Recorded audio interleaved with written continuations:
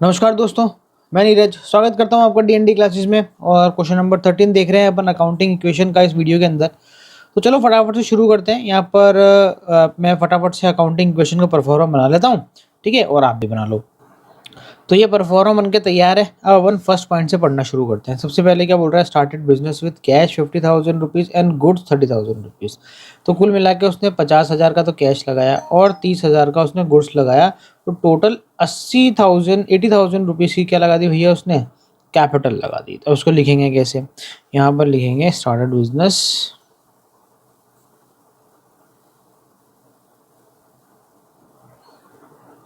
एक तो उसने लगाया कैश, तो जितना कैश लगाया वो तो लिखेंगे अपन कैश में, और जितना गुड्स लगाया वो अपन स्टॉक बना के स्टॉक लिखेंगे। टोटल हो गया 80,000, तो कैपिटल में डाल देंगे 80,000, ठीक है। दूसरा point, purchase goods for cash 30,000 rupees and on credit 20,000 rupees. यहाँ पर इसने गुड्स परचेज करा है, तो 30,000 का तो इसने कैश में परचेज करा है, और उसके बाद में 20,000 रुपीज़ का इसने क्रेडिट में परचेज करा है। टोटल परचेज कितनी हो गई इसकी, 50,000 रुपीज़ की, ठीक है ना। इस तरीके से ध्यान रखना। तो अपन यहाँ पर लिख देंगे भैया परचेज गुड्स। अब देखो जितना उसने कैश दिया वो तो कैश में से माइनस हो जाएगा, क्योंकि परचेस करते वक्त तो कैश देंगे ना अपन। और गुड्स हमारे पास में आ जाएगा। टोटल गुड्स कितना आएगा हमारे पास में, 50,000 रुपये का गुड्स आएगा टोटल। तो अपन स्टॉक में कितना ऐड कर देंगे, 50,000 रुपये। अब ये 20,000 रुपये जो क्रेडिट के हैं ना मेरे दोस्तों, इसके अपन क्या बना देंगे, क्रेडिटर बना देंगे 20,000 रुपीज़ के, ठीक है। अब टोटल लगा देते हैं और अकाउंटिंग इक्वेशन को सेटिस्फाई करते हैं। पहले 50,000 का कैश था, पर अब 30,000 रुपये का हमने सामान और खरीद लिया, तो अब कैश कितना रह गया, 20,000 ही रह गया। स्टॉक पहले 30 का था, अब 50 का और खरीद लिया, तो टोटल स्टॉक कितने का हो गया भैया, 80 का।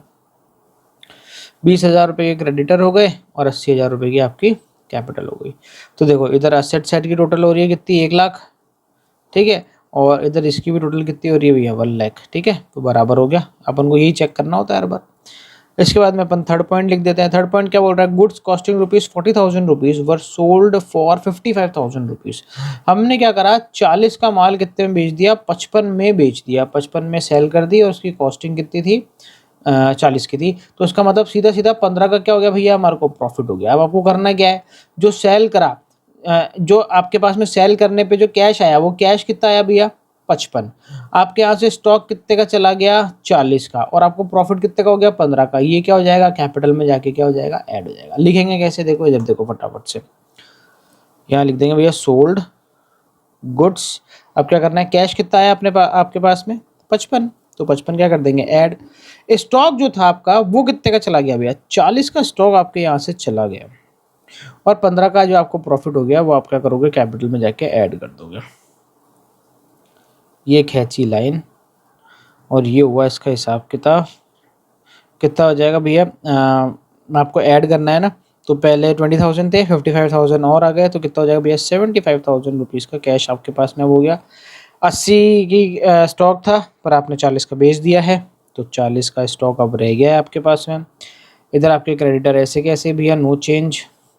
और इधर आपकी कैपिटल हो गई भैया कितने की, 95,000 की। अब अपन को क्या करने का है, टोटल लगा के देख लेते हैं।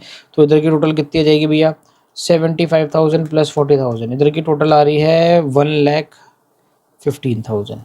इधर की टोटल कितनी आ रही है, इधर की टोटल भी 1,15,000 ही आ रही है। दोनों साइड के बराबर आ रही है, बस यही चाहिए अपन को, दोनों साइड बराबर रहनी चाहिए हमेशा।